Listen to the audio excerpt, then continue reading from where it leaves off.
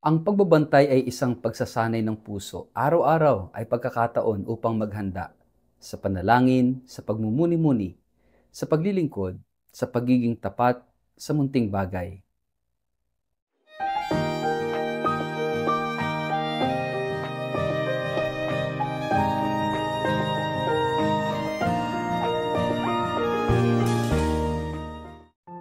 Ang mabuting balita ng Panginoon ayon kay San Mateo.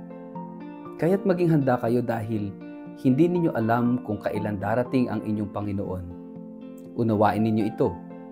Kung alam ng may-ari ng bahay kung anong oras sa gabi darating ang magnanakaw, siya maghahanda at hindi niya pababayaang pasukin ang kanyang bahay. Kaya't lagi kayong maging handa, sapagkat darating ang Anak ng Tao sa oras na hindi ninyo inaasahan. Sino nga ang tapat at matalinong alipin? Hindi ba't ang pinamamahala ng kanyang Panginoon upang magpakain sa iba pang mga alipin sa takdang oras? Pinagpala ang aliping iyon kapag dinatnan siyang tapat na naglilingkod sa pagbabalik ng kanyang Panginoon. Sinasabi ko sa inyo, gagawin siyang tagapamahala ng kanyang Panginoon sa lahat ng mga ari-arian nito. Ngunit kung masama ang aliping iyon, sasabihin niya sa kanyang sarili, matatagalan pa ang pagbabalik ng aking Panginoon, kaya't sisimulan niyang bugbugin ang kanyang kapwa alipin at makikipagkainan at makikipag-inuman sa mga lasenggo. Babalik ang Panginoon ng aliping iyon sa araw na hindi niya inaasahan at sa oras na hindi niya alam. Bibigyan siya ng kanyang Panginoon ng matinding parusa at pagkatapos ay isasama sa mga mapagkunwari. Do'y tatangis siya at magngangalit ang ngipin. Ang mabuting balita ng Panginoon. Word of the day, hear what God has to say. Mapagpalang araw po sa inyong lahat. Kumusta po kayo? Ang ating word of the day ay vigilance. Ang buhay ay puno ng hindi inaasahan. Sa isang kisap mata, ang lahat ay pwedeng magbago at mawala. Isang tawag sa telepono, isang mensahe sa gabi, isang biglaang pagkawala, at tayo ay nawawala sa balanse. Kaya ang salita natin ngayon, magbantay. Vigilance. Sapagkat sa Ebanghelyo, malinaw ang babala ni Jesus. Magbantay kayo. Sapagkat hindi ninyo alam kung anong araw darating ang inyong Panginoon. Ang pagbabantay ay hindi lamang paghihintay. Ito ay aktibong disposisyon ng puso na laging handa, laging gising, at laging bukas sa Diyos. Ang pagbabantay ay hindi tungkol sa takot, kundi sa pag-ibig.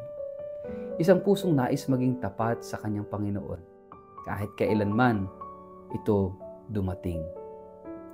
Sa ating paglalakbay sa buhay, marami tayong pinaghahandaan. Board exam, kasal, anak, retirement. Pero madalas ang hindi natin napaghahandaan ay ang pagdating ng Diyos sa mga sandaling tila hindi siya kasama. Ang sakit, ang pagkabigo, trahedya, pagkalugi. Dito dumarating ang Diyos sa di inaasahang anyo. At tanong niya, handa ka ba? Hindi madali ang pagbabantay, nakakapagod, nakakainip, nakakatukso. Gusto natin magpahinga, mag-relax, magpakasaya, magpakakampante.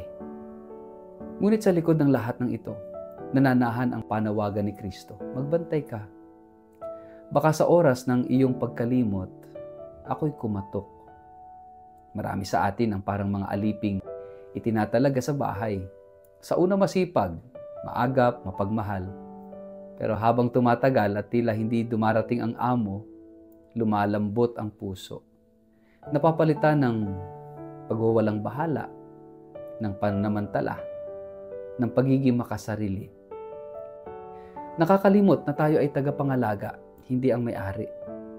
Sa ating lipunan ngayon, ang pagbabantay ay isang anyo ng espiritual na radikalismo. Bakit? Dahil sa panahong ito ng relativismo, ng pagiging okay lang sa lahat ng bagay, mahirap panindigan ang kabutihan araw-araw. Mahirap manatiling tapat kapag ang paligid ay puno ng pandaraya, inggitan at panlalamang. Pero ang tunay na Kristiyano ay hindi nakabase sa damdamin o sa kondisyon ng lipunan. Siya'y nakaugat sa Panginoon. Hindi siya naglilingkod dahil may nakakakita.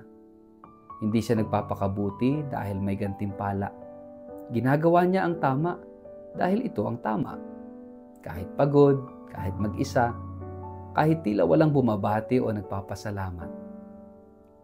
Ang pagbabantay ay isang pagsasanay ng puso.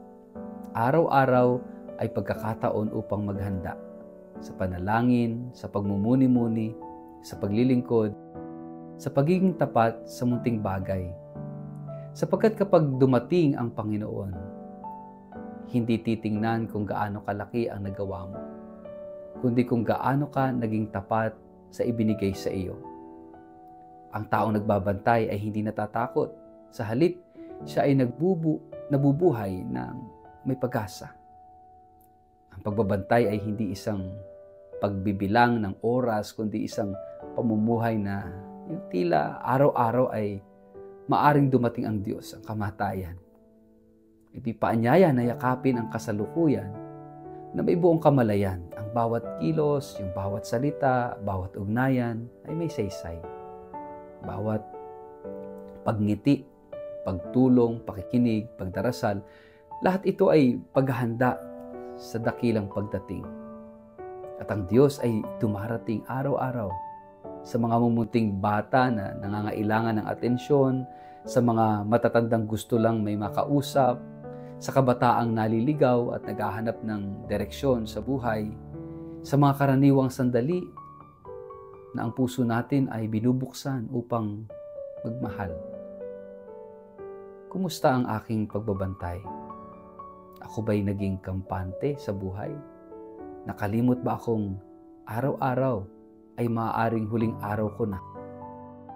Handa ba akong humarap sa Panginoon ngayon? Kung sakaling siya'y dumating, anong aspeto ng buhay ko ang kailangan kong muling isaayos? Ano ang katamaran, kasinungalingan o kapabayaan na tinatanggap ko araw-araw? Ang Diyos ay hindi dumarating upang manakot, kundi upang imbitahan tayo sa mas malalim na ugnayan sa Kanya. Pero ang paanyayang ito ay hindi habang buhay bukas. Kaya ngayon ang panahon ng pagbabantay.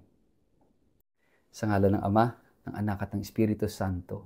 Amen. Panginoon, turuan mo akong magbantay sa gitna ng aking kaabalahan, ng ingay, at pagkaubos ng loob. Gisingin mo ang aking puso na maging laging handa sa iyo. Huwag mo akong hayaang maging kampante sa kasalanan, sa pagkukunwari, at sa paglimot. Sa halip gawin mong tahanan ang puso ko. Isang pusong handang sumalubong sa iyo sa bawat sandali ng buhay. Amen. Pagpalain po kayo't ingatan ng makapangyarihang Diyos, Ama, Anak at Espiritu Santo. Amen.